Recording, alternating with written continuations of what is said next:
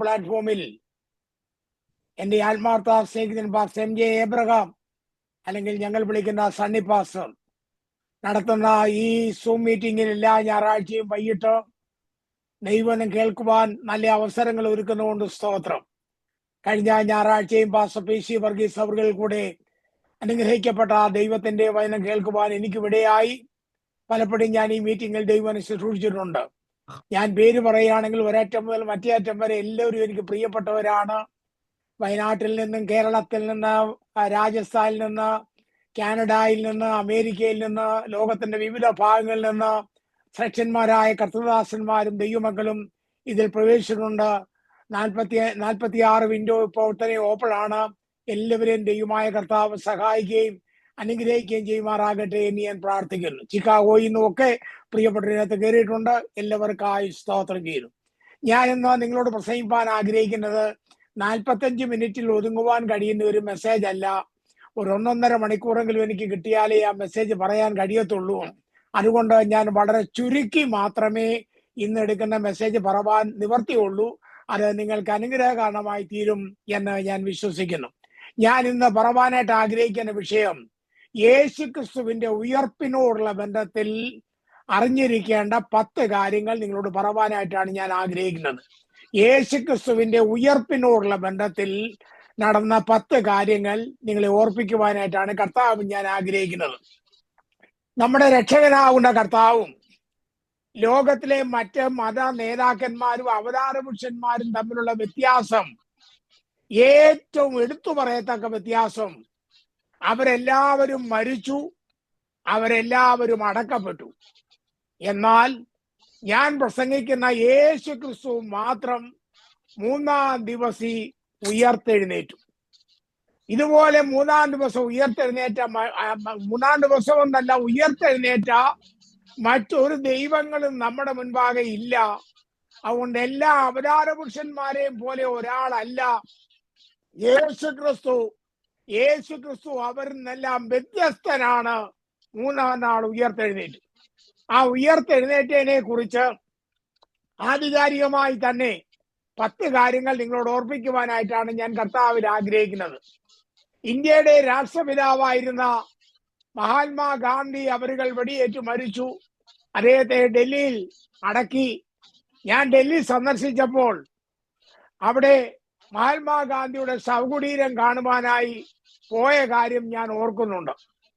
അന്ന് എൻ്റെ കൂടെ ഡൽഹിയിലേക്ക് കടന്നു വന്ന കോളാകോട്ട് മാത്യുച്ചായനും ഇന്ന് ഇതിനകത്ത് ഇരിപ്പുണ്ട്. അവിടെ ചെന്നപ്പോൾ ഞാൻ കണ്ട കാഴ്ച, ഗാന്ധിയുടെ ശവകുടീരം തുറക്കപ്പെട്ടിട്ടില്ല. എന്നാൽ അവിടെ നിരന്തരം കത്തിക്കൊണ്ടിരിക്കുന്ന ഗ്യാസ് മുഖാന്തരമായിട്ട് തീ കത്തിക്കൊണ്ടിരിക്കുന്നുണ്ട്. ഇന്നും നമ്മുടെ റിപ്പബ്ലിക് ഡേയിലും സ്വാതന്ത്ര്യ ദിനത്തിലും മറ്റുമൊക്കെ അവരവിടെ പോയി രാഷ്ട്രപിതാവിനെ വന്ദനം ചെയ്ത് നമസ്കരിച്ചു വരുന്ന പതിവുണ്ട്. മഹാത്മാഗാന്ധി മരിച്ചപ്പോൾ സരോജിനി നായിഡു 3-ാം ദിവസം ഇപ്രകാരം പറഞ്ഞു: അല്ലയോ മഹാത്മാഗാന്ധി, മഹാത്മാവേ, ശ്രീയേശു 3-ാം ദിവസം ഉയർത്തെഴുന്നേറ്റ് വന്നതുപോലെ അങ്ങ് വീണ്ടും ഉയർത്തു വന്നാലും എന്ന് പറഞ്ഞു. എന്നാൽ മഹാത്മാഗാന്ധി ഉയർത്തിയിട്ടില്ല. മഹാത്മാഗാന്ധിയുടെ കല്ലറ ഇന്നും അടയപ്പെട്ടതായി കിടക്കുന്നു. ലോകത്തെ വിറപ്പിച്ച ഭരണകർത്താക്കൾ ലോകത്തിലുണ്ട്. മുസോളിനി ഉണ്ട്, നെപ്പോളിയൻ ഉണ്ട്, ഹിറ്റ്ലർ ഉണ്ട്. അങ്ങനെ അനേക ശ്രേഷ്ഠന്മാരായ ഭരണകർത്താക്കൾ ലോകത്തെ കീഴടക്കി ഭരിച്ചിട്ടുണ്ട്. അവരുടെ ആരുടെയും കല്ലറകൾ തുറക്കപ്പെട്ടിട്ടില്ല. അവരെല്ലാവരും മരിച്ച അടയപ്പെട്ട കല്ലറ മാത്രം കാണുന്നുണ്ട്. ഞാൻ ഇംഗ്ലണ്ട് സന്ദർശിച്ചപ്പോൾ അവിടെ വെസ്റ്റ്മിനിസ്റ്റർ ആബിയിൽ പോയി സന്ദർശിപ്പാൻ എനിക്ക് സാവകാശം ലഭിച്ചു. വെസ്റ്റ്മിനിസ്റ്റർ ആബി എന്ന് പറഞ്ഞ ഒരു ചർച്ച് പോലെ ഒരു വലിയ ബിൽഡിംഗാ. 1000കണക്കിന് ആളുകളെ അടക്കിയ, സാധാരണക്കാരെ അല്ല, അവിടെ അടക്കിയവരെല്ലാം പ്രധാനപ്പെട്ട ആൾക്കാരാണ്. ലോകം അറിയപ്പെടുന്ന ഏറ്റവും പ്രധാനപ്പെട്ട ആൾക്കാരുടെ കല്ലറകളാണ് അവിടെ ഉള്ളത്.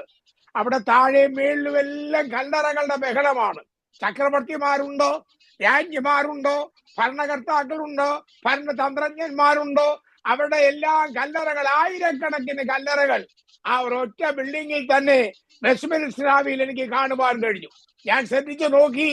ഏതെങ്കിലും കല്ലറ തുറന്നു കിടക്കുന്നുണ്ടോ എന്ന്? ഇല്ല, ഒരു കല്ലറയും തുറക്കപ്പെട്ടിട്ടില്ല. എല്ലാ കല്ലറയും അടയപ്പെട്ടു തന്നെ കിടക്കുന്നു. എന്നാൽ ഞാൻ ചില വർഷങ്ങൾക്ക് മുൻപ് ഇസ്രായേൽ സന്ദർശിച്ചപ്പോൾ യേശു ക്രിസ്തു സഞ്ചരിച്ച പല സ്ഥലങ്ങളിലും സന്ദർശിച്ചു. യേശുവിനെ ക്രൂശിക്കപ്പെട്ട സ്ഥലം ഞാൻ പോയി കണ്ടു. യേശുവിനെ അടക്കിയ സ്ഥലം പോയി കണ്ടു. അതിന്റെ വാതിക്കൽ വലിയൊരു കല്ല് ഉരുട്ടി വെച്ചിട്ടുണ്ടോ.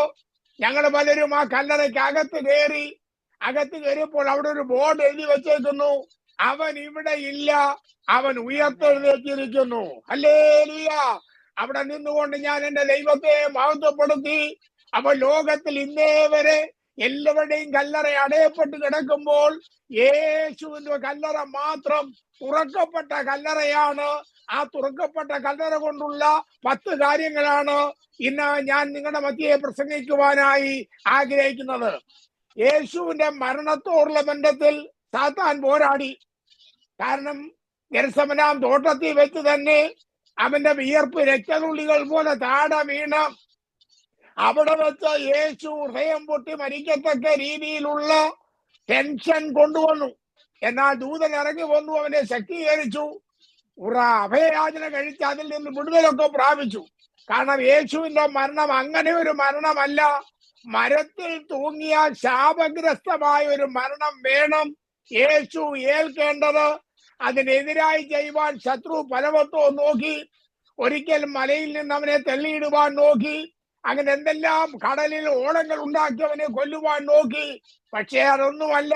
ദൈവവചനപ്രകാരം തന്നെ യേശു നമുക്ക് വേണ്ടി ശാപഗ്രസ്തനായി മരിച്ചു കഴിഞ്ഞപ്പോൾ ഇവരെ യഹൂദ പ്രമാണിമാര്, മഹാപുരോഹിതന്മാര്, ശാസ്ത്രിമാര്, പരീക്ഷന്മാര് ഇവരെല്ലാവരും കൂടെ ചെന്ന് പലരുമായിട്ടുള്ള ആലോചനകൾ പലവിധമായ ആലോചനകൾ തകൃതിയായി നടത്തിയെന്ന് വെച്ചാൽ അനേക ആലോചനകൾ നടത്തി.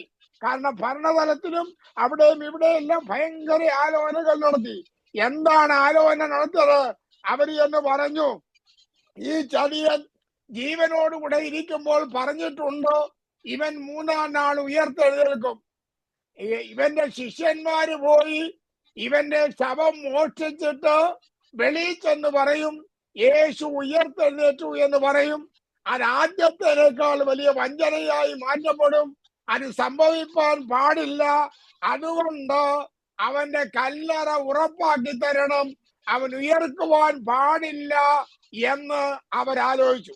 അതിനെക്കുറിച്ച് 2-ാം സങ്കീർത്തനം 2-ാം വാക്യത്തിൽ യഹോവയ്ക്കും അവന്റെ അഭിഷേകത്തിനും വിരോധമായി ഭൂമിയിലെ രാജാക്കന്മാർ എഴുന്നേൽക്കുകയും അധിപതികൾ തമ്മിൽ ആലോചിക്കുകയും ചെയ്യാണ്. ഭയങ്കര എമർജൻസി കോൺഫറൻസ് നടന്നുകൊണ്ടിരിക്കുക. എന്തിനു വേണ്ടി? യേശു ഉയർക്കാതിരിക്കുവാൻ. ഇതെല്ലാം കണ്ടപ്പോൾ സങ്കീർത്തനക്കാരൻ പറയുന്നു, 2-ാം സങ്കീർത്തനം എഴുതിയ ദാവീദ് പ്രവചനാത്മാവിൽ പറയുന്നു, സ്വർഗത്തിൽ വസിക്കുന്നവൻ ചിരിക്കുന്നു എന്ന്. ഹല്ലേലൂയ. അവന്റെ ശിഷ്യന്മാർ അവനെ മോഷ്ടിച്ചിട്ട് അവൻ ഉയർത്തെഴുന്നേറ്റു എന്ന് പറയാൻ ഇടയായി തീരും. അവന്റെ കല്ലറ പാറയിൽ വെട്ടിയുണ്ടാക്കിയ കല്ലറയാണ്. ആ കല്ലറയുടെ വാതിക്കൽ വലിയൊരു കല്ല് കൊണ്ടുപോയി ഉരുട്ടി വെച്ചു. പീലാത്തോസ് പറഞ്ഞു, കാവൽക്കൂട്ടത്തെ തരാം, നിങ്ങളാൽ ആവോളം കല്ലറ ഉറപ്പ് വരുത്തണം. പിന്നെ റോമ ഗവൺമെന്റിന്റെ ഇമ്പീരിയൽ മുദ്ര കല്ലറയുടെ വാതിക്കൽ പതിപ്പിച്ചു. കാവൽ കൂട്ടത്തെ നിർത്തി കല്ലറ ഉറപ്പിച്ചു. ഇതെല്ലാം എന്തിനു വേണ്ടിയാണ്? യേശു ഉയർക്കാതിരിക്കാൻ വേണ്ടി ഈ കത്തറികളെല്ലാം അവർ പ്ലാൻ ചെയ്തു. ആയുധവാഹരായ പട്ടാളക്കാർ കല്ലറയ്ക്ക് ചുറ്റും റോന്ത് ചുറ്റുകയാണ്. ആരും മോട്ടിച്ചോണ്ട് പോകാതിരിക്കാൻ മഹാപുരോഹിതന്മാരും പരീക്ഷന്മാരും ന്യായശാസ്ത്രിമാരും അന്നത്തെ മതപണ്ഡിതന്മാരും ഒക്കെ വിവിധ നിലയിൽ കാവലുകൾ ഏർപ്പെടുത്തിയിട്ടുണ്ട്. കാരണം ഇവൻ ഉയർക്കുവാൻ പാടില്ല. എന്നാൽ യേശു ഉയർത്തെഴുന്നേറ്റതിന്റെ പുറകിൽ അല്ലയോ മഹാപുരോഹിതന്മാരെ, അല്ലയോ റോമ ഗവൺമെന്റ്, അല്ലയോ പട്ടാളക്കാരെ, നിങ്ങൾക്കറിയാത്ത 10 കാര്യം ഞാൻ പറയാൻ പോവുകയാണ്.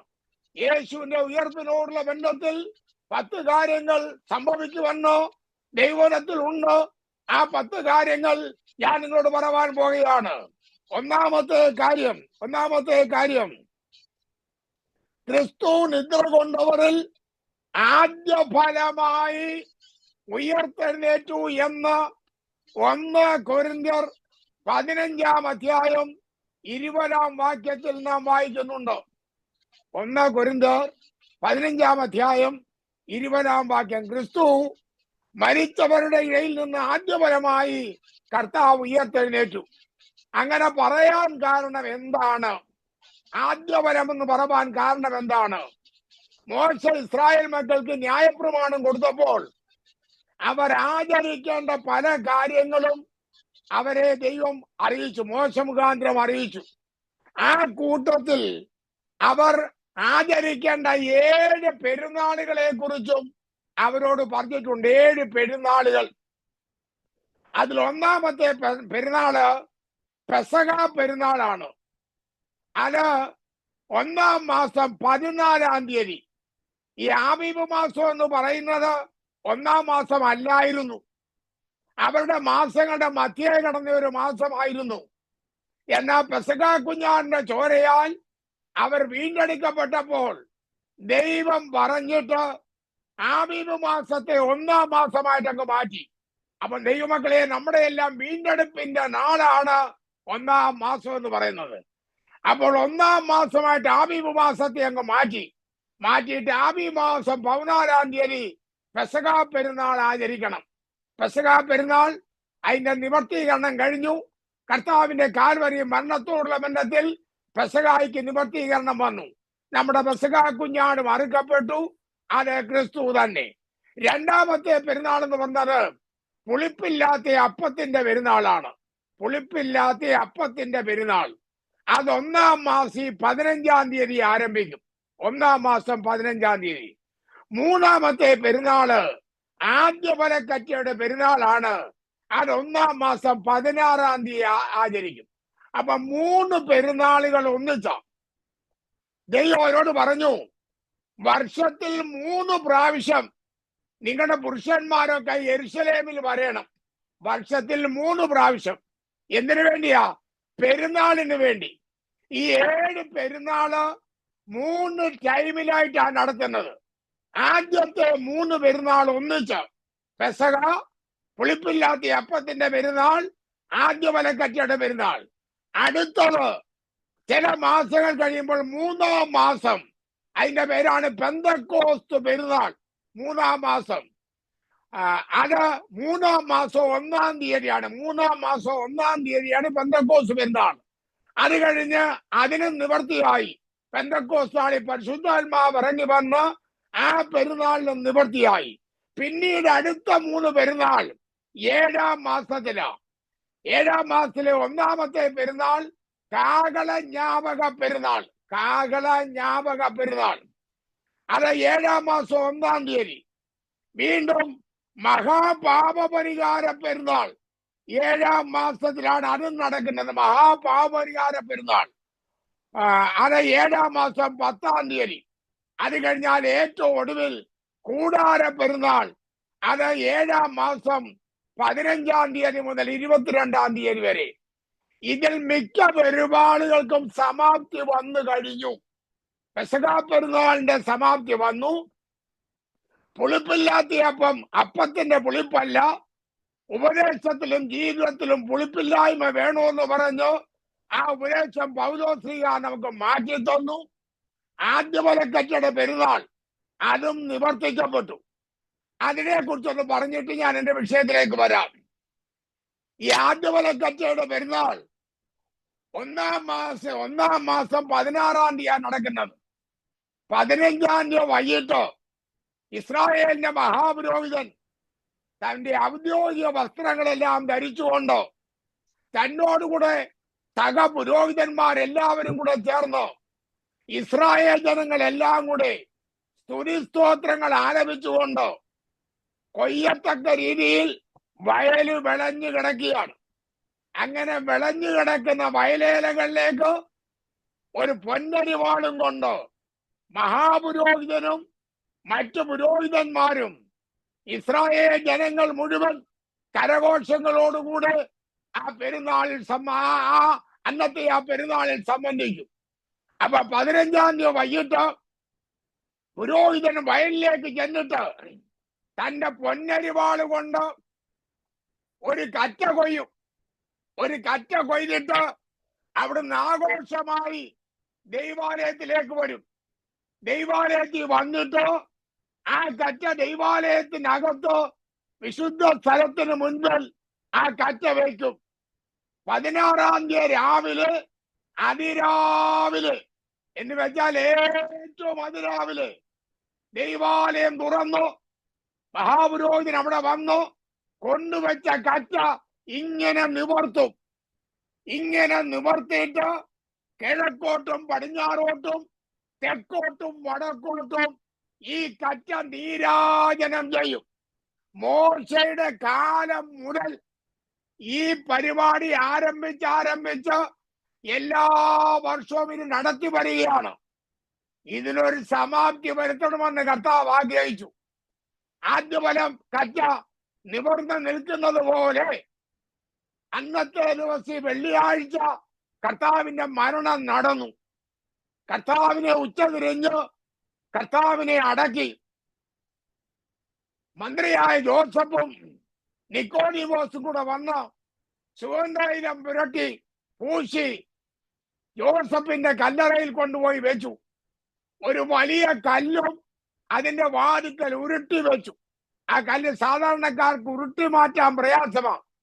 അതുകൊണ്ട് ആ സഹോദരിമാര് പറഞ്ഞത്, ഞങ്ങൾക്ക് വേണ്ടി ആര് ഈ കല്ല് ഉരുട്ടി മാറ്റുമെന്ന്.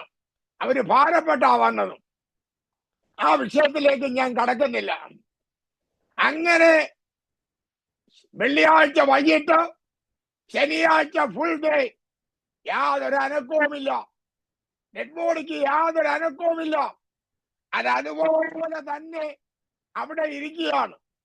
അപ്പൊ നിങ്ങൾ ഓർക്കണമേ, എന്റെ ഭാഷ പറഞ്ഞാൽ മരിച്ചപ്പോൾ തന്നെ ഡെഡ് ബോഡി ജോസഫും മന്ത്രിയും ഏറ്റെടുക്കുന്നതിന് മുൻപ് ദൈവത്തിന്റെ പരിശുദ്ധാത്മാവ് ഡെഡ് ബോഡി ഏറ്റെടുത്തു. ഒരു ഡെഡ് ബോഡി അഴുകാൻ നേരത്തോട് ദ്രവത്വം കാണുവാൻ നേരത്തോട് നേരം മതി. എന്നാൽ നേരത്തോട് നേരമെല്ലാം കഴിഞ്ഞു.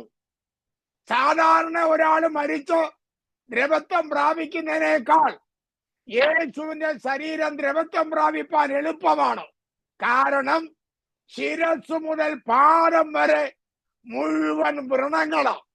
വ്രണമെന്ന് വെച്ചാൽ അസുഖമല്ല, അടിച്ചു വിണ്ടുകയറിയിരിക്കുക, മുഴുവൻ വിണ്ടുകയറിയിരിക്കുക. പ്രവാചകന്റെ ഭാഷയെ പറഞ്ഞാൽ ഉഴവുകാരന്റെ മുതുകിന്മീലെ ഉരുളു, ഉഴവ് ചാലുകളെ നീളത്തിൽ കീറി, പുറവും ദേഹമെല്ലാം വയൽ ഉഴുതിട്ടിരിക്കുന്നത് പോലെ യേശുവിനെ ചാട്ടവാറ് കൊണ്ട് കുറഞ്ഞൊരു 40 അടിയെങ്കിലും അടിച്ചു കാണും. ഞാൻ ഗൾഫിലായിരുന്നപ്പോൾ ഗൾഫിലെ തെറ്റ് ചെയ്യുന്ന പലരെയും അവിടെ മേൽവസ്ത്രം ഉരിഞ്ഞിട്ട് ചാട്ടവാറ് കൊണ്ട് അടിക്കുന്നത് TV-യിൽ കൂടെ കണ്ടിട്ടുണ്ട്. ചാട്ടവാറ് കൊണ്ട് അടിക്കുമ്പോൾ അവിടെ ദേഹമെല്ലാം പൊട്ടിക്കേറും. യേശുവിനെ അടിച്ച ചാട്ടവാറ് ഈയക്കട്ടി, ചൂണ്ട, അസ്ഥി കഷണം എന്നിവ കൊണ്ട് തോലിൽ പിരിച്ചുണ്ടാക്കിയതാണ്. ഈ അസ്ഥി കഷം ശക്തിയായി കൊള്ളും, ചൂണ്ട ഉടക്കിയിരിക്കും. ഈയക്കട്ടിയുടെ അടി ഭയങ്കര വേദനയാണ്. എന്നിട്ട് ആ ചാട്ടവാറ് വലിച്ചെടുക്കുമ്പോൾ ഉടക്കിയിരിക്കുന്ന ചൂണ്ടയോടുകൂടി യേശുവിന്റെ മാംസ പീസുകൾ പറഞ്ഞു വന്നു. ദേഹം മുഴുവൻ വിണ്ടുകയറിയിരിക്കുക. അപ്പൊ ദ്രവത്വം കാണണമെങ്കിൽ ആദ്യമേ ദ്രവത്വം കാണേണ്ടത് യേശുവിന്റെ ശരീരമാണ്. ഞാൻ പറയട്ടെ, ജോസഫേ, നിക്കോദീമോസേ, നിങ്ങൾ ഏറ്റെടുത്ത് സുഗന്ധവർഗം പൂശുന്നതിന് മുൻപ് പരിശുദ്ധാത്മാവ് ഏറ്റെടുത്ത് അവന്റെ ശരീരം മുദ്രയിട്ടിരിക്കുകയാണ്.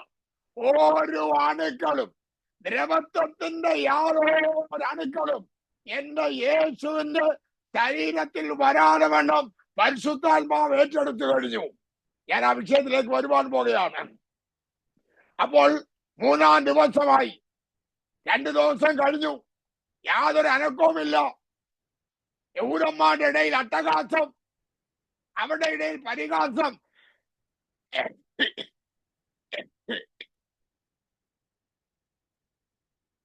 അവൻ ദൈവമായിരുന്നെങ്കിൽ ഉയർത്തെഴുന്നേൽക്കുമായിരുന്നു. ഞങ്ങൾ പടയാളികളെ നിർത്തിയിട്ടുണ്ട്, ഉയർക്കുവാൻ കഴിയത്തില്ല. ഞായറാഴ്ച അതിരാവിലെ സമയം മഹാപുരോഹിതൻ കറ്റ കയ്യിലെടുത്ത് ഇങ്ങനെ കുത്തനെ നിർത്തിയ കാലാവസരം റോമ ഗവൺമെന്റിന്റെ ഇമ്പീരിയൽ മുദ്രയെ പൊട്ടിച്ചുകൊണ്ട് മരിച്ച യേശു ക്രിസ്തു ഉയർത്തെഴുന്നേറ്റ് വന്നു.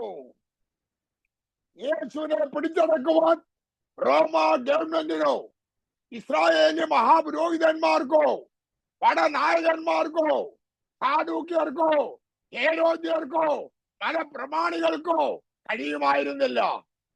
മൂന്നാം ദിവസം യേശു ഉയർത്തെഴുന്നേറ്റു. അപ്പൊ ഒന്നാമത്തെ ഞാൻ പറയുന്നത്, ആദ്യമലക്കറ്റയുടെ നിവർത്തീകരണം പൂർത്തിയാക്കുവാൻ വേണ്ടിയാണ് യേശു ഉയർത്തെഴുന്നേറ്റത്. ഒന്നുകൂടെ പറയട്ടെ, യേശു ഉയർത്തെഴുന്നേറ്റത് എന്തിനാ? ഇനി നിങ്ങൾ എല്ലാ വർഷവും കറ്റ കൊയ്തുകൊണ്ട് വന്ന് ഇങ്ങനെ നീരാജനം ചെയ്യേണ്ട കാര്യമില്ല.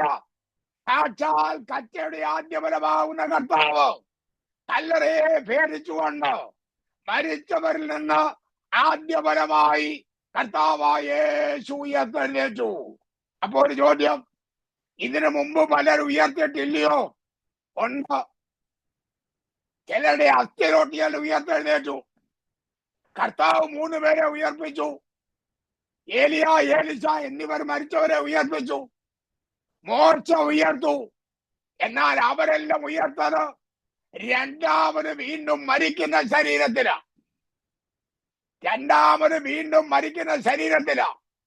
ലാസർ വീണ്ടും മരിച്ചു, മറ്റുള്ളവരൊക്കെ മരിച്ചു. മോശ ഉയർത്തെഴുന്നേറ്റെങ്കിലും മോശയ്ക്ക് ഇനി മരണമുണ്ട്. അന്തിക്രിസ്തുവിന്റെ കാലത്ത് അന്തിക്രിസ്തു അവരെ കൊല്ലും. അപ്പൊ മോശയ്ക്കും മരണമുണ്ട്. എന്നാൽ യേശുവിന് മരണമില്ല. മരണമില്ലാത്ത തേജസ്സിന്റെ ശരീരത്തിൽ ആദ്യഫലമായി ഉയർത്തെഴുന്നേറ്റത് കർത്താവായ യേശു ക്രിസ്തു മാത്രമാണ്. ഹല്ലേലൂയ. മരണമില്ലാത്ത ശരീരത്തിൽ, തേജസ്സിന്റെ ശരീരത്തിൽ ആദ്യഫലമായി ഉയർത്തെഴുന്നേറ്റത് കർത്താവായ യേശു ക്രിസ്തു മാത്രമാണ്. അപ്പൊ ഒന്ന്, യേശു എന്തിനു ഉയർത്തെഴുന്നേറ്റു? ആദ്യഫലക്കറ്റയുടെ പെരുന്നാളിന്റെ പൂർത്തീകരണത്തിനായി യേശു ഉയർത്തെഴുന്നേറ്റു. ഇനി രണ്ടാമത്തെ കാര്യം, 2-ാം സങ്കീർത്തനം 7-ാം വാക്യം. 2-ാം സങ്കീർത്തനം 7-ാം വാക്യം. ഞാനൊരു നിർണയം പ്രസ്താവിക്കുന്നു, യഹോവ എന്നോട് അരുളിച്ചെയ്തത്, നീ എന്റെ പുത്രൻ, ഇന്ന് ഞാൻ നിന്നെ ജനിപ്പിച്ചിരിക്കുന്നു. അവിടെ ജനിപ്പിച്ചെന്ന് പറഞ്ഞത് കർത്താവിന്റെ ജനനത്തെ കുറിച്ചല്ല, യേശു ക്രിസ്തുവിന്റെ ഉയർപ്പിനെ കുറിച്ചാണ് അവിടെ വ്യക്തമായി രേഖപ്പെടുത്തിയിരിക്കുന്നത്. അപ്പോസ്തലപ്രവൃത്തി 13-ാം അധ്യായം 33-ാം വാക്യം വായിക്കുമ്പോൾ, നീ എന്റെ പുത്രൻ, ഇന്ന് ഞാൻ നിന്നെ ജനിപ്പിച്ചിരിക്കുന്നു എന്ന് 2-ാം സങ്കീർത്തനത്തിൽ എഴുതിയിരിക്കുന്നുവെന്ന് അവിടെ അപ്പോസ്തലപ്രവൃത്തി രേഖപ്പെടുത്തിയിട്ടുണ്ട്. അതിങ്ങനെയാണ്, വിശുദ്ധ പൗലോസ് യേശു ക്രിസ്തുവിന്റെ ഉയർപ്പിനെ കുറിച്ച് പറയുമ്പോഴാണ് ഈ കാര്യം പറയുന്നത്. ഇന്ന് ഞാൻ നിന്നെ ഉയർത്തെഴുന്നേൽപ്പിച്ചിരിക്കുന്നു എന്ന് പറഞ്ഞത്. 2-ാം സങ്കീർത്തനം 7-ാം വാക്യം. ഞാൻ ഒരു നിർണയം പ്രസ്താവിക്കുന്നു, യഹോവ എന്നോട് അരുളിച്ചെയ്തത്, നീ എന്റെ പുത്രൻ, ഇന്ന് ഞാൻ നിന്നെ ജനിപ്പിച്ചിരിക്കുന്നു എന്നോട് വായിക്കുന്നു.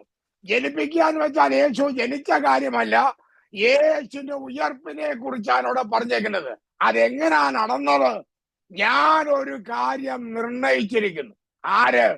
പിതാവായ ദൈവം ഒരു കാര്യം മുന്നമേ നിർണയിച്ചു.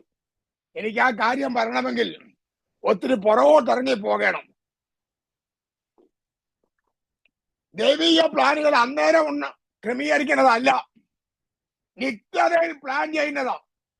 എന്റെ ഭാഷയിൽ പറഞ്ഞാൽ, സൃഷ്ടികൾക്ക് മുൻപ് പിതാവും പുത്രനും പരിശുദ്ധാത്മാവും മാത്രമുള്ള സുന്നകലോസിൽ ഞാൻ മനുഷ്യനെ സൃഷ്ടിച്ചാൽ അവൻ വീണ്ടും പാപം ചെയ്യും, അവനെ വീണ്ടെടുപ്പാൻ ആര് പോകണം എന്ന കൗൺസിൽ ഒരു ചോദ്യമുണ്ടായി. അതാണ് ദാവീദ് പറഞ്ഞത്, അപ്പോൾ ഞാൻ പറഞ്ഞു, പുസ്തകത്തിലുള്ള എന്നെ കുറിച്ച് എഴുതിയിരിക്കുന്നു, എന്റെ ദൈവമേ, നിന്നെ ഇഷ്ടം ചെയ്യുവാൻ ഞാൻ പ്രിയപ്പെടുന്നു. 40 സങ്കീർത്തനത്തെ രേഖപ്പെടുത്തിയിട്ടുണ്ട്. അപ്പോൾ അവിടെ മനുഷ്യനെ സൃഷ്ടിച്ചവൻ പാപം ചെയ്താൽ അവരെ വീണ്ടെടുപ്പാൻ ആര് പോകണമെന്ന് ചോദ്യമുണ്ടായപ്പോൾ പുത്രൻ പറഞ്ഞു, ഞാൻ പോകാം, ഞാൻ വീണ്ടെടുക്കാം. പുത്രൻ തീരുമാനമെടുത്തു. ബാക്കി ഭാഗങ്ങൾ ക്രമമായി ബൈബിളിൽ എഴുതിയിട്ടില്ലെങ്കിലും ബൈബിളിന്റെ വെളിച്ചത്തിൽ വ്യാഖ്യാനിച്ച് ഞാൻ പറയാം. അടുത്ത ചോദ്യം, എങ്ങനെ പോണം? മനുഷ്യനെ വീണ്ടെടുക്കാൻ മനുഷ്യനായി പോണം. ആരിൽ കൂടെ പോണം? സ്ത്രീയുടെ സന്തതിയായി പോണം. ഏത് കുടുംബത്തിൽ ജനിക്കണം? അബ്രഹാമിന്റെ കുടുംബത്തിൽ ജനിക്കണം. അബ്രഹാമിന്റെ മക്കളിൽ ഇസഹാക്കിൽ കൂടെ ജനിക്കണം. ഇസഹാക്കിൽ നിന്ന് യാക്കോബിൽ കൂടെ ജനിക്കണം. യാക്കോബിൽ നിന്ന് യഹൂദയിൽ കൂടെ ജനിക്കണം. എവിടെ ജനിക്കണം? ബേത്ലഹേമിൽ ജനിക്കണം. ഇതെല്ലാം നിത്യമായി പ്ലാൻ ചെയ്താ. അങ്ങനെ മരണമേറ്റെടുത്താൽ ദൈവം പറഞ്ഞു, മരിച്ചോ, കുഴപ്പമില്ല, 3-ാം നാൾ ഞാൻ നിന്നെ ഉയർത്തെഴുന്നേൽപ്പിക്കും. ദൈവം ഒരു പ്രഖ്യാപനം ചെയ്തു. ദൈവം ഒരു കാര്യം നിർണയിച്ചു, ഞാനത് നടത്തിയെടുക്കും. ദൈവം ഏതൊരു കാര്യം നിർണയിച്ചാലും നടത്തിയെടുക്കുവാൻ നമ്മുടെ ദൈവം ശക്തനായതുകൊണ്ട് സ്തോത്രം ചെയ്യുന്നു. യെശയ്യാ 14:24. യെശയ്യാ 14:24. സൈന്യങ്ങളുടെ യഹോവ ആണയിട്ട് അരുളിച്ചെയ്യുന്നു, ഞാൻ വിചാരിച്ചതുപോലെ സംഭവിക്കും, ഞാൻ നിർണയിച്ചതുപോലെ നിവൃത്തിയാകും. ദൈവം നിർണയിച്ചതുപോലെ ദൈവം നിവൃത്തിയാക്കും. ദൈവം ഒരു കാര്യം നിർണയിച്ചാൽ അതിനെ ദുർബലപ്പെടുത്തുവാൻ ആർക്കും കഴിയത്തില്ല. രാജാക്കന്മാരെ, നിങ്ങൾ ആലോചിച്ചോ? മഹാപുരോഹിതന്മാരെ, നിങ്ങൾ ആലോചിച്ചോ?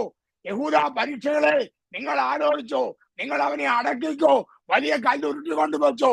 എന്നാൽ സ്വർഗസ്ഥനായ ദൈവം ഒരു കാര്യം നിർണയിച്ചിട്ടുണ്ട്, 3-ാം നാൾ ഞാൻ അവനെ ഉയർത്തെഴുന്നേൽപ്പിക്കും. ഹല്ലേലൂയ. അപ്പോൾ എന്തുകൊണ്ട് കർത്താവ് ഉയർത്തു? ദൈവത്തിന്റെ നിർണയം ഉണ്ടായിരുന്നു, യേശു ക്രിസ്തു ഉയർക്കുമെന്ന്. ഒന്നാമത്തെ ഞാൻ പറഞ്ഞത് ആദ്യബലിക്കച്ചയുടെ പെരുന്നാളിന്റെ പൂർത്തീകരണത്തിന്. രണ്ടാമത്തെ കാര്യം പറഞ്ഞത് ദൈവം ഒരു കാര്യം നിർണയിച്ചത് നടത്തിയെടുക്കുവാൻ. മൂന്നാമത്തെ കാര്യം 16 സങ്കീർത്തനം 10-ാം വാക്യം. സങ്കീർത്തനം 16:10. നീ എന്റെ പ്രാണനെ പാതാളത്തിൽ വിടുകയില്ല, നിന്റെ പരിശുദ്ധനെ ദ്രവത്വം കാണുവാൻ സമ്മതിക്കുകയുമില്ല. 16-ാം സങ്കീർത്തനത്തിൽ ദാവീദിന്റെ കാര്യമല്ല പറഞ്ഞത്, പ്രവചനാത്മാവിൽ കർത്താവിന്റെ കാര്യമാ പറഞ്ഞത്.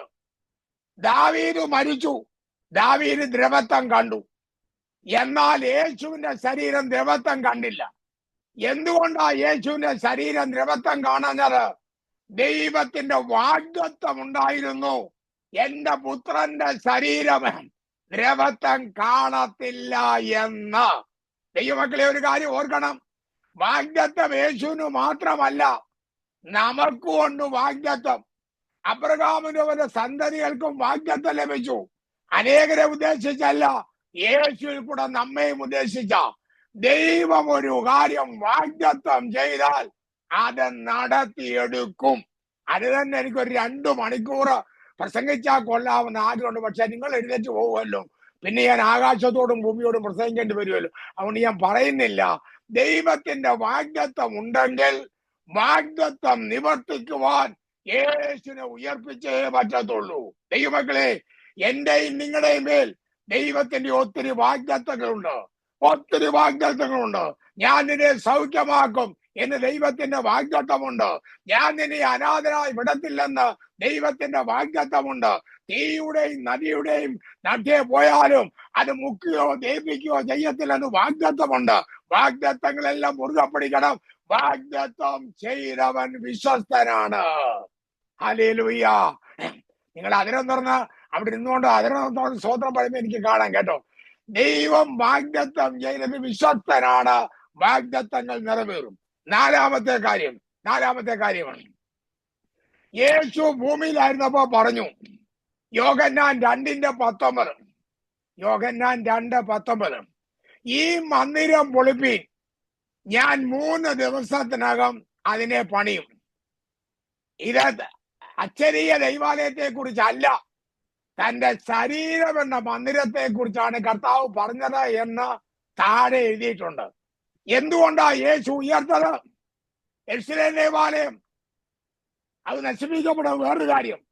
ആ ദൈവാലയത്തെ ഉദ്ദേശിച്ചല്ല. യേശുവിനെതിരായി കുറ്റം ആരോപിച്ചവർ അവിടെ പറഞ്ഞത്, ഇവൻ പറഞ്ഞു ആലയം പൊളിച്ചാൽ 3 ദിവസം കൊണ്ട് പണി വന്നു. അയ്യോ, നിങ്ങളുടെ ആലയത്തെ കുറിച്ചല്ല, അവന്റെ ശരീരത്തെ കുറിച്ചാ പറഞ്ഞത്.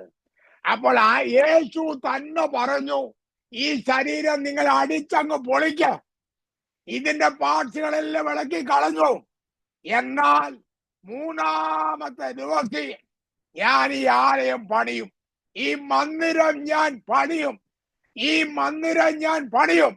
അപ്പൊ കർത്താവായ യേശു പറഞ്ഞ ആ വാക്ക് 100% നിറവേറ്റുവാൻ യേശു 3-ാം ദിവസം ഉയർത്തെഴുന്നേറ്റു. ഹല്ലേലൂയ. യേശുവേ, എങ്ങനെയാ ഉയർത്തെഴുന്നേറ്റത്? പ്രിയവരമേ, ഞാൻ പറഞ്ഞിട്ടുണ്ട്, ഈ മന്ദിരം പൊളിച്ചാൽ 5 ദിവസം കഴിഞ്ഞല്ല, 3-ാം ദിവസം തന്നെ ഞാൻ ഇത് പണിയുമെന്ന് പറഞ്ഞെങ്കിൽ അപ്രകാരം തന്നെ കർത്താവ് പറഞ്ഞ കാര്യം നിവർത്തിക്കുവാൻ യേശു ഉയർത്തെഴുന്നേറ്റു. ഇനി അടുത്തത് 5-ാമത്തെ കാര്യം, മത്തായി 16:21.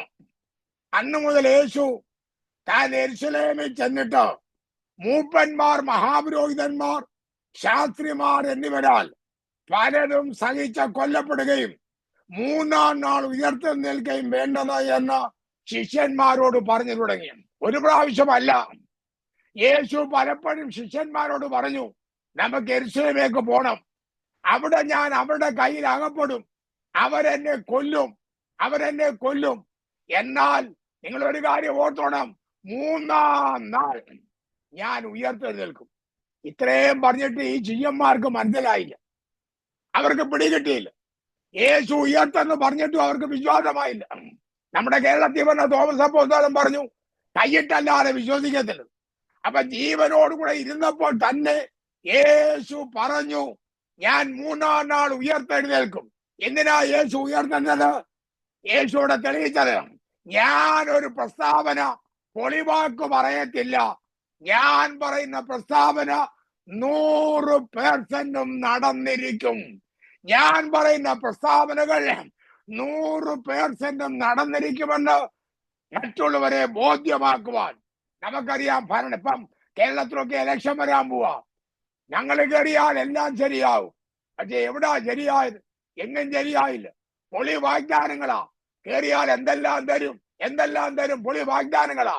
എന്നാൽ എന്റെ യേശു ഒരു കാര്യം പറഞ്ഞാൽ അതിലെല്ലാടെ സംശയിക്കേണ്ട കാര്യമില്ല. ഞാനോ ലോകാവസാനത്തോളം എല്ലാ നാളും നിങ്ങളോട് കൂടെ ഇരിക്കുമെന്ന് പറഞ്ഞാൽ എന്തിനാ അവിശ്വസിക്കുന്നത്? അവൻ മാറുമോ? അവൻ മാറത്തില്ല.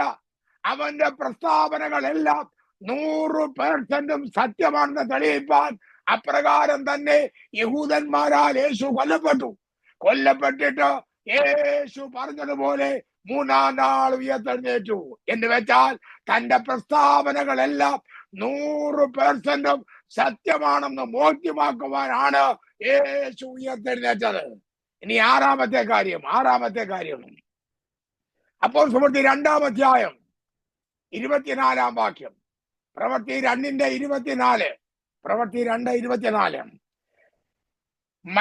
എന്റെ ദൈവമോ മരണവാസങ്ങളെ അടിക്കുന്ന ദൈവം. ദൈവം അടുത്ത് നിന്ന് യേശുവിന്റെ മരണവാസങ്ങളെ അഴിക്കുമെന്നുള്ള ഉറപ്പ് പുത്രൻ ഉണ്ടായിരുന്നു.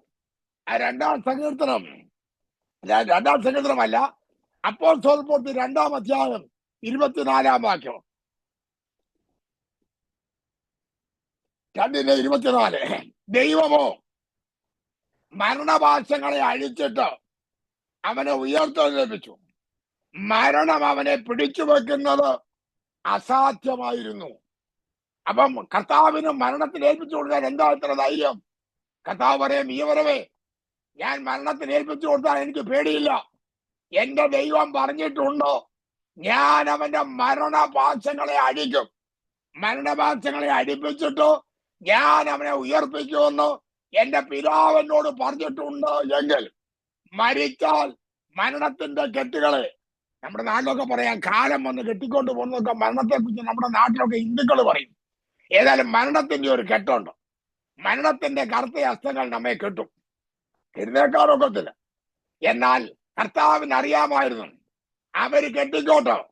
യഹൂദന്മാര് സാധാരണ കെട്ടുന്ന ശവം കിട്ടിക്കഴിഞ്ഞാൽ ടേപ്പ് ചുറ്റുന്നത് പോലെ ദേഹം, സുഗന്ധപരസ്യങ്ങൾ പൂശിയിട്ട് ടേപ്പ് ചുറ്റുന്ന പോലെ ദേഹമെല്ലാം തുണി ചുറ്റിയാണ് നടക്കുന്നത്. എന്നാൽ ലാസറിന്റെ കെട്ടിയവർ അഴിക്കേണ്ടി വന്നു. എന്നാൽ യേശുവിന്റെ കെട്ട് അഴിക്കേണ്ടി വന്നില്ല. അത് അതുപോലെ ചുരുട്ടി രണ്ട് ദൂതൻ ഒന്ന് മുമ്പിലും ഒന്ന് കാൽക്കലും ഇരിപ്പുണ്ട്. ആ തുണികളെല്ലാം അഴിച്ചു മാറ്റി അവര് കാൽക്കൽ ഇരിപ്പുണ്ട്. അത് ആര് പറഞ്ഞിട്ടാണ്? ദൈവം അവന്റെ മരണപാശങ്ങളെ അഴിക്കും. ദൈവമക്കളെ, നമുക്കും വിശ്വസിക്കണം. ഇന്നല്ലെങ്കിൽ നാളെ നമ്മളും മരണത്തിന് അധീനരായി തീരും. കർത്താവ് വരുവാൻ ലേറ്റായാൽ, കർത്താവ് വന്നാ മരിക്കണ്ട. കഴിഞ്ഞ എന്തോന്ന് കണ്ടു? ക്ലോക്കിന്റെ സൂചി ഇങ്ങനെ കറക്കുമ്പോൾ എന്നോട് വാക്കും ഭാഷണവും കൂടാതെ സൂചി പിടിച്ചു പറയുന്നത്, ഇന്നലത്തേക്കാൾ ഇന്ന് നീ നിന്റെ ആയുസിനോട് അടുത്തു. ഇന്നലത്തേക്കാൾ ഇന്ന്, കഴിഞ്ഞ മണിക്കൂറിനേക്കാൾ ഇന്ന് നീ മരണത്തോടടുത്തു എന്ന് വിളിച്ചു പറഞ്ഞുകൊണ്ടിരിക്കുക. എന്റെ മുമ്പിൽ ഇപ്പോഴും സൂചി കറങ്ങുക. അത് പറയുക, വരവ് നിന്റെ നാളും കഴിയാൻ പോവുക. മണിക്കൂറുകൾ മാറിക്കൊണ്ടിരിക്കുക, മിനിറ്റുകൾ മാറിക്കൊണ്ടിരിക്കുക, സെക്കൻഡുകൾ മാറിക്കൊണ്ടിരിക്കുക. എന്നാ പേടിക്കണ്ട. കർത്താവിന്റെ മരണത്തെ അഴിച്ച ദൈവം നമ്മുടെ മരണത്തെയും അഴിക്കും. മരണപാശങ്ങളെ അഴിക്കുമെന്നുള്ള വാഗ്ദത്തമാണ് യേശുവിന്റെ ഉയർപ്പിന് കാരണമായി തീർന്നത്. ഇനി ഏഴാമത്തെ കാര്യം എബ്രായ ലേഖനം 1-ാം അധ്യായം 20 മുതൽ 23 വരെ. എബ്രായ ലേഖനം 1-ാം അധ്യായം 20 മുതൽ 23 വരെ. അങ്ങനെ അവൻ ക്രിസ്തുവിലും വ്യാപരിച്ചു, അവനെ മരിച്ചവരുടെ ഇടയിൽ നിന്ന് ഉയർപ്പിക്കുകയും ചെയ്തു. മരിച്ച ഡെഡ് ബോഡി, യേശു മരിച്ചു, യേശുവിന്റെ ഡെഡ് ബോഡിയാ. എന്നാൽ അല്ല, ആ മരിച്ച യേശുവിൽ പരിശുദ്ധാത്മാവ് വ്യാപരിച്ചിട്ട് അവനെ മരിച്ചവരുടെ ഇടയിൽ നിന്ന് ഉയർത്തെഴുന്നേൽപ്പിച്ചു. റോമാലേഖനം 8:11. യേശുവിനെ മരിച്ചവരിൽ നിന്ന് ഉയർപ്പിച്ചവന്റെ ആത്മാവ് നമ്മളിൽ ഉണ്ടെങ്കിൽ നമ്മളെയും മരിച്ചവരിൽ നിന്ന് ആത്മാവ് ഉയർപ്പിക്കും. ദൈവമക്കളെ, എന്താ ഉറപ്പ്? ആത്മാവ് വ്യാപരിച്ചു. പരിശുദ്ധാത്മാവ് വെറും അന്യഭാഷ പറവാൻ വേണ്ടി മാത്രമല്ല, പരിശുദ്ധാത്മാവ് വെറും കുലുങ്ങുവാൻ വേണ്ടി മാത്രമല്ല, നമ്മൾ മരിച്ച് അടക്കപ്പെട്ടാലും എത്ര കല്ലറയിൽ അടക്കിയാലും ഉയർപ്പിക്കുവാൻ ദൈവത്തിന്റെ പരിശുദ്ധാത്മാവ് കർത്താവിനെ സഹായിച്ചതുപോലെ നമ്മെ സഹായിക്കും. അപ്പോൾ പരിശുദ്ധാത്മാവ് പ്രാപിച്ച ദൈവമക്കളെ, നമുക്ക് ഉറപ്പുണ്ടായിരിക്കണം, യേശുവിനെ ഉയർപ്പിച്ചവൻ എന്നെയും ഉയർപ്പിക്കും. അപ്പോൾ ഏഴാമത്തെ കാര്യം ഞാൻ പറഞ്ഞത്, മരണത്തിന്റെ മധ്യത്തിൽ ആത്മാവ് കർത്താവിൽ പ്രവർത്തിച്ചു. എട്ടാമത്തെ കാര്യം, സമയം പോകുന്നുകൊണ്ടാ ഓടിച്ചു പോകുന്നത്, അല്ലെങ്കിൽ ഓരോന്നും അരമണിക്കൂർ ഞാൻ പ്രസംഗിച്ചേനെ. എട്ടാമത്തെ കാര്യം, വെളിപ്പാട് പുസ്തകം 1-ാം അധ്യായം 18-ാം വാക്യം. വെളിപ്പാട് 1:18. ഞാൻ മരിച്ചവനായിരുന്നു, എന്നാൽ ഇതാ എന്നേക്ക് ജീവിച്ചിരിക്കുന്നു. മരണത്തിന്റെയും പാതാളത്തിന്റെയും താക്കോൽ എന്റെ കൈവശമുണ്ട്. മരണത്തിന്റെയും പാതാളത്തിന്റെയും താക്കോൽ എന്റെ കൈവശമുണ്ട്. യേശുവേ, എന്താ ഇത്ര ധൈര്യം? ജോർജ് കുട്ടി, ഞാൻ മരിച്ചടക്കപ്പെട്ട് എന്നെ കല്ലറയിൽ അടക്കിയാലും ഇവിടുത്തെ താക്കോലും മാത്രമല്ല, പോകുന്ന പാതാളത്തിലെ താക്കോലും എന്റെ കൈവശമുണ്ട്. ഇത്ര കൈവശമുള്ള ഏത് മതനേതാവുണ്ട്? ഏത് അവതാര പുരുഷന്മാരുണ്ട്? ആരുടെയും കയ്യിലില്ല. മരണത്തിന്റെയും പാതാളത്തിന്റെയും താക്കോൽ ഒരാളുടെ പക്കലേ ഉള്ളൂ. അത് നമ്മുടെ കർത്താവായ യേശു ക്രിസ്തുവിന്റെ പക്കൽ മാത്രം. അബ്രഹാമിന്റെ മടി ആ പാതാള പർദീസ പൂട്ടി അവിടുത്തെ വിശുദ്ധന്മാരെ സ്വർഗത്തിലേക്ക് കൊണ്ടുപോയി. ഇതിന് ഈ യാതനാ സ്ഥലത്ത് കിടക്കുന്നവരേ ഉള്ളൂ. യേശുവിന് എന്താ ഇത്ര ധൈര്യം വന്നത്? എന്റെ പക്കൽ ഒരു താക്കോലുണ്ട്. നമുക്ക് വിശ്വസിക്കാം. ഞാൻ സേവിക്കുന്ന എന്ന ദൈവത്തിന്റെ പക്കൽ മരണത്തിന്റെയും പാതാളത്തിന്റെയും താക്കോലുണ്ട്. അവന് വേണേ നമ്മുടെ ആയുസ്സിനെ നീട്ടിവെക്കാം, അവന് വേണേ നമ്മുടെ ആയുസ്സിനെ നീട്ടിത്തരാം. എന്തിനാ അധൈര്യം വരുന്നത്? ഞാൻ വിശ്വസിച്ച എന്റെ കർത്താവിലുള്ള വലിയ ധൈര്യം. മരണത്തിന്റെയും പാതാളത്തിന്റെയും താക്കോൽ എന്റെ കൈവശമുണ്ട്. നിർത്തേണ്ട സമയമായെന്ന് എനിക്കറിയാം. 2 കാര്യം കൂടെ ഞാൻ പറയാൻ പോവാ. 2 കാര്യം കൂടെ. 9ാമത്തെ കാര്യം, 1 പത്രോസ് 1:21. 1 പത്രോസ് 1:21. നിങ്ങളുടെ വിശ്വാസവും പ്രത്യാശയും ദൈവത്തിൽ വെച്ചുകൊള്ളേണ്ടതിന് ദൈവം അവനെ മരിച്ചവരുടെ ഇടയിൽ നിന്ന് എഴുന്നേൽപ്പിച്ച് അവന് തേജസ് കൊടുത്തിരിക്കുന്നു. എന്തിനാ ദൈവമേ പുത്രനെ ഉയർപ്പിച്ചത്? അത് ദൈവം ഇങ്ങനെ പറയും, യവനമേ, യേശുവിനെ ഉയർപ്പിച്ചില്ലായിരുന്നു എങ്കിൽ ഈ ജനം മുഴുവൻ ഉയർക്കത്തില്ല. അവരുടെ പ്രത്യാശയും വിശ്വാസവും എന്നിൽ വെക്കണമെങ്കിൽ ഞാൻ അവനെ ഉയർപ്പിക്കണം. അതുകൊണ്ടാണല്ലോ മരണ വീട്ടിലൊക്കെ ചെല്ലുമ്പോൾ മിക്കവാറും പലയിടത്തും മരണത്തെ ഞാൻ പ്രസംഗിക്കാറുണ്ട്. അവരോട് പറയാറുണ്ട്, ഭയപ്പെടേണ്ട, യേശു ഉയർത്തെഴുന്നേറ്റു എങ്കിൽ അവൻ നമ്മെ ഉയർപ്പിക്കും. 1 തെസ്സലോനിക്കർ 4:14. 1 തെസ്സലോനിക്കർ 4:14. യേശു മരിക്കുകയും ജീവിച്ചെഴുന്നേൽക്കുകയും ചെയ്തു എന്ന് നാം വിശ്വസിക്കുന്നു എങ്കിൽ അങ്ങനെ തന്നെ ദൈവം നിദ്ര കൊണ്ടവരെയും യേശു മുഖാന്തരം അവനോടുകൂടെ വരുത്തൂ. യേശുവിനെ ഉയർപ്പിച്ചവൻ നമ്മെ ഉയർപ്പിക്കും. ഞാൻ പറയട്ടെ, മരണം ഒരു വലിയ വിഷയമല്ല, ഉയർപ്പാ വലിയ വിഷയം. ഞാൻ പറയാറുണ്ട്, നല്ല അടക്കം വേണമെങ്കിൽ അമേരിക്കയെ മരിച്ച് അടക്കപ്പെടണം. നാട്ടിൽ സെല്ലിനകത്ത് കൊണ്ടുവച്ചാൽ 10-100 ആ തെള്ളിയിടുമ്പോ എല്ലാം കൂടെ താഴെ വീണ് ഒന്നിച്ച് കിടക്കുക. എന്നാ അമേരിക്കയിൽ സെപ്പറേറ്റ് കല്ലറയാ. ഒരാൾക്ക് വേണേ 50 വർഷം 100 വർഷമൊക്കെ നേരത്തെ ബുക്ക് ചെയ്യാം. നല്ല കല്ലറ. ആ വഴി നീളെ റെഡ് സിഗ്നലെല്ലാം പാസ് ചെയ്ത് ഡെഡ് ബോഡി കൊണ്ടുപോകാം. ജീവനോട് കൂടെ ഉള്ളപ്പോൾ എത്ര ടിക്കറ്റ് കിട്ടിയാനേ നമുക്ക്. ഇത് മരിച്ചു കഴിഞ്ഞാൽ മുഴുവൻ റെഡ് സിഗ്നലും പാസ് ചെയ്യാം. അവിടെ ചെല്ലുമ്പോ പോലീസ് സല്യൂട്ട് അടിക്കും, അടിച്ചിട്ട് അവരടക്കും. ഞാൻ പറയട്ടെ, എത്ര കല്ലറയിൽ അടക്കിയാലും അടക്കം ഒരു വിഷയമല്ല, എന്റെ ഉയർപ്പാണ് വിഷയം. ലാസറിനെ അടക്കിയതായിട്ടില്ല. അബ്രഹാമിന് വലിയ അടക്കം കിട്ടി. അബ്രഹാമിനല്ല, ധനവാന്. ഞാൻ പറഞ്ഞു തെറ്റിപ്പോയി. ധനവാന് വലിയ അടക്കം കിട്ടി. പോയൊരച്ചായം പോര് താഴോട്ടാ. എന്നാ അടക്കം കിട്ടാത്ത ലാസർ പോയത് അബ്രഹാമിന്റെ മടിയിലോട്ടാ. അതുകൊണ്ട് അമേരിക്കയിൽ അടക്കലൊന്നും പ്രശംസിക്കണ്ട, നമ്മുടെ ഉയർപ്പിനാണ് വിഷയം. യേശുവിനെ ഉയർപ്പിച്ചവൻ നമ്മെ ഉയർപ്പിക്കും. അപ്പൊ 9 കാര്യങ്ങൾ ഞാൻ പറഞ്ഞു. 10ാമത്തെ കാര്യം കൂടെ പറഞ്ഞ് ഞാൻ അവസാനിപ്പിക്കാൻ പോവാ. 10ാമത്തെ കാര്യം, 1 കൊരിന്ത്യർ 15-ാം അധ്യായം 3 മുതൽ 6 വരെ. ക്രിസ്തു നമ്മുടെ പാപങ്ങൾക്ക് വേണ്ടി തിരുവെഴുത്തുകളിൻ പ്രകാരം മരിച്ചു, അടക്കപ്പെട്ടു. തിരുവെഴുത്തുകളിൻ പ്രകാരം 3-ാം നാൾ ഉയർത്തെഴുന്നേറ്റു. യേശുവേ, അവിടുന്ന് എന്തിനാ ഉയർത്തെഴുന്നേറ്റത്? ഞാൻ കൊടുത്തതാണ് തിരുവെഴുത്ത്. തിരുവെഴുത്തുകളിൽ യേശു മരിക്കേണ്ടത് എപ്പോഴാണെന്ന് രേഖപ്പെടുത്തി വെച്ചിട്ടുണ്ട്. യേശു ഉയർക്കേണ്ടത് എപ്പോഴാണെന്ന് രേഖപ്പെടുത്തി വെച്ചിട്ടുണ്ട്. യേശു സ്വർഗാരോഹണം ചെയ്യേണ്ടത് എപ്പോഴാണെന്ന് രേഖപ്പെടുത്തിയിട്ടുണ്ട്. ഇതെല്ലാം ചുമ്മാതെ നടക്കുന്നതല്ല. ഞാൻ കൊടുത്ത തിരുവെഴുത്ത് നിവർത്തിയാകേണ്ടതിന് ഞാൻ അവനെ ഉയർപ്പിച്ചു. ഹല്ലേലൂയ. ഒന്നുകൂടെ പറയാം, തിരുവെഴുത്തുകളിൽ മരിച്ചു, തിരുവെഴുത്തുകളിൻ പ്രകാരം അടക്കപ്പെട്ടു, തിരുവെഴുത്തുകളിൻ പ്രകാരം ഉയർത്തപ്പെട്ടു. ഞാൻ നിങ്ങൾക്ക് വേണ്ടി ഒരു വാക്യം പറയാം. യിരെമ്യാ പ്രവചനം 1-ാം അധ്യായം 12-ാം വാക്യം. എല്ലാവരും ആ വാക്യത്തിന്റെ അടിയിൽ ഒന്ന് വരയിട്ടേക്കണം. 1:12. എന്റെ വചനം നിവർത്തിക്കേണ്ടതിന് ഞാൻ ജാഗരിച്ചുകൊള്ളുവെന്ന് ദൈവം അരുളിച്ചെയ്യുന്നു. ദൈവം തന്ന വചനം അത് നിവർത്തിക്കേണ്ടതിന് ആര് ജാഗരിക്കും? ദൈവം ജാഗരിക്കുന്നു. നമുക്ക് വേണ്ടി ദൈവം ജാഗരിക്കുമെന്നു. അപ്പൊ ദൈവത്തിന്റെ വചനം വായിക്കുമ്പോൾ വെറുതെ വായിച്ച് തള്ളരുത്. വാഗ്ദത്തങ്ങളെല്ലാം ഏറ്റെടുക്കണം. അത് നിവർത്തിക്കുവാൻ ദൈവം ജാഗരിക്കും. ഹബക്കൂക്ക് വിളിച്ചു പറഞ്ഞു, അല്പം താമസിച്ചാലും അത് നിവർത്തിക്കും, അല്പം താമസിച്ചാലും അത് നിവർത്തിക്കും. അപ്പൊ യേശു എന്തിനാ ഉയർത്തെഴുന്നേറ്റത്?